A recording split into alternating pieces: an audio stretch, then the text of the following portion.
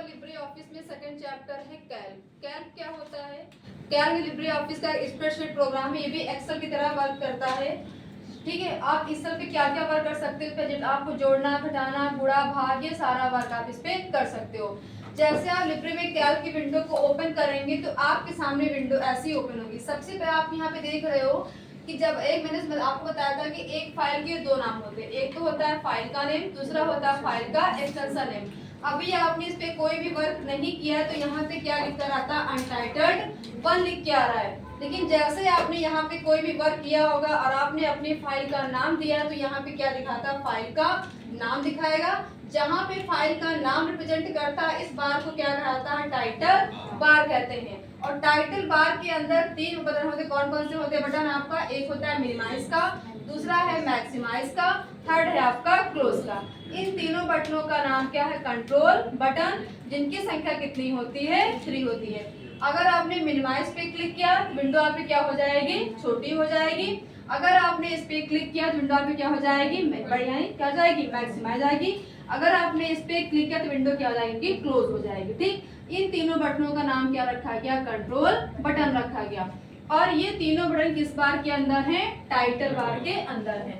अब देखिए कैल्क का एक्सटेंशन नेम क्या होता है? डॉट ओडीएस होता है। ओडीएस का फुल फॉर्म क्या होता है? ओपन डॉक्यूमेंट स्प्रेडशीट होता है। अब ये एक्सटेंशन नेम क्या होता है? जो अपने नाम की वजह सरनेम लगाते हैं सबका अलग अलग होता है।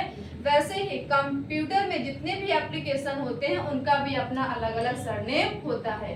तो सरनेम को कंप्यूटर की लैंग्वेज में क्या कहा जाता है? एक्सटेंशन नेम कहा जाता है। तो कैल्क का एक्सटेंशन नेम क्या है? डॉट ओडीएस है। ठीक, फिर टाइटल बार के नीचे कौन सी बार आती है? आपकी मेनू बार आती है।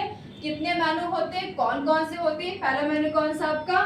फाइल है, दूसरा एडिट है, थर्ड आपका व्यू, फोर्थ आपका इंसर्ट, फिर format, style, table, form, tools, window, help. अब देखिए इसमें कितने मेनू टोटल हैं?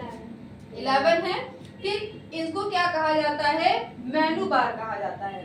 फिर मेनू बार के नीचे आपकी कौन सी बार होती है? स्टैंडर्ड टूल बार होती है। स्टैंडर्ड टूल बार के नीचे आपकी कौन सी बार होती है? फॉर्मेटिंग टूल बार होती है। फॉर्मेटिंग में कौन कौन से ऑप्शन होते हैं? पूछता है कि जब आप कैल्क की विंडो को ओपन करते हैं तो बाय डिफॉल्ट वहां पे कौन सी लैंग्वेज ओपन होके आती है? तो वहां पे लिब्रेशन सन्स होती है। अगर आपको अपने फॉर्मेट को किसी दूसरे फॉन्ट में चेंज करना हो तो जब आप इस पे क्लिक करेंगे ड्रॉप डाउन लिस्ट पे तो एक लंबी सी आपके पास में लिस्ट खुल जाएगी।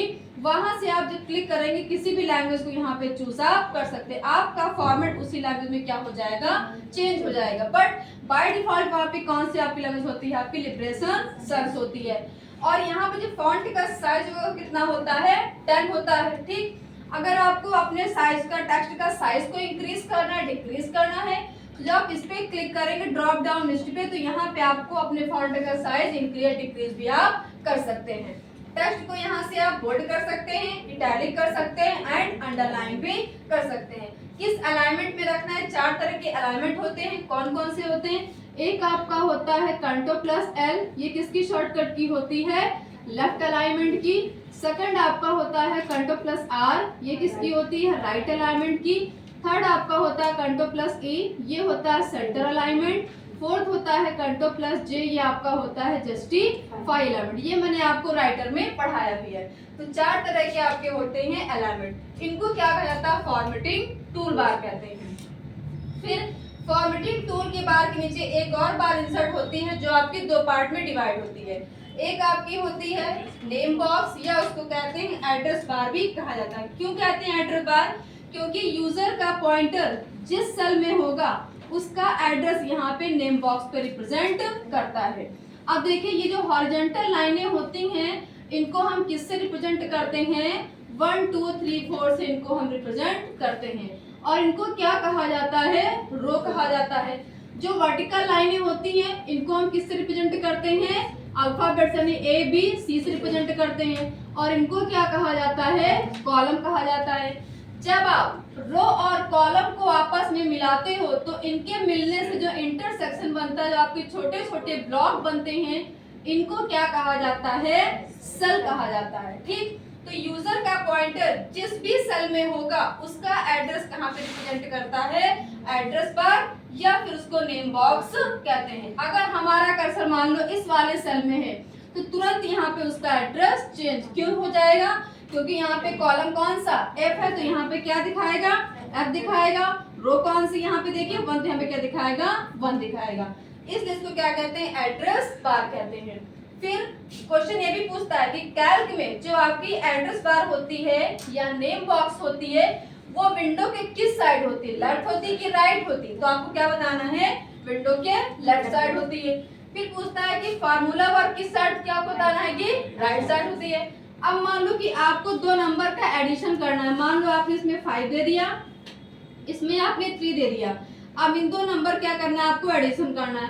तो एडिशन करने के लिए आप यहाँ पे फार्मूला क्या लगाओगे, जैसे आपने दिया हुआ है सबसे पहले हम किससे स्टार्ट करते हैं, इक्वल सिंबल से स्टार्ट करते हैं।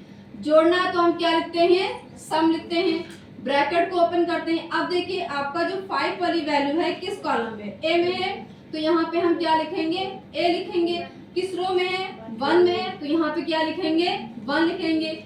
फिर बीच में कौन सिंबल लगाएंगे, कोलन लगाएंगे। लास्ट वाली वैल्यू किस कॉलम में, बी में है, तो यहाँ पे क्या लिखेंगे, बी लिखेंगे। किस रो में है, 1 में, तो यहाँ पे 1 लिखेंगे। ब्रैकेट को क्लोज जैसे इंटर करेंगे, क्लोज करने के बाद में तुरंत इन दोनों का कितना आ जाएगा, एडिशन 8 आ जाएगा। ठीक, तो जो भी फार्मूला आप सी में आप इनपुट करेंगे वो फार्मूला आपका फार्मूला बार पे शो करेगा। अगर मान लो यहाँ पे फार्मूले में कोई भी मिस्टेक हो गई तो इस सेल में हम ना सही करके कहाँ पे सही करेंगे, अपने फार्मूला बार पे जाएंगे, अपने फार्मूले कोई भी एडिटिंग हम कर सकते हैं। तो इसको क्या कहा जाता है, फार्मूला बार कहा जाता है।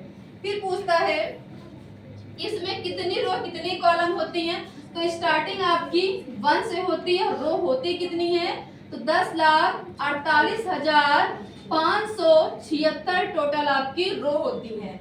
कॉलम कितने होते हैं, ये इनकी संख्या कितनी है, 10 24 कॉलम होते हैं। अब माइंड में ये भी क्वेश्चन आ रहा होगा कि जब रो की संख्या भी होती है, कॉलम की संख्या भी है, तो सेल की भी संख्या तो होती होगी, तो आप कैसे निकालोगे, जब आप रो को कॉलम से मल्टीप्लाई करेंगे तो मल्टीप्लाई कर जितना भी आपका आंसर आए कितना आ जाएगा, वो सेल की संख्या निकलकर वहां पे आ जाएगी।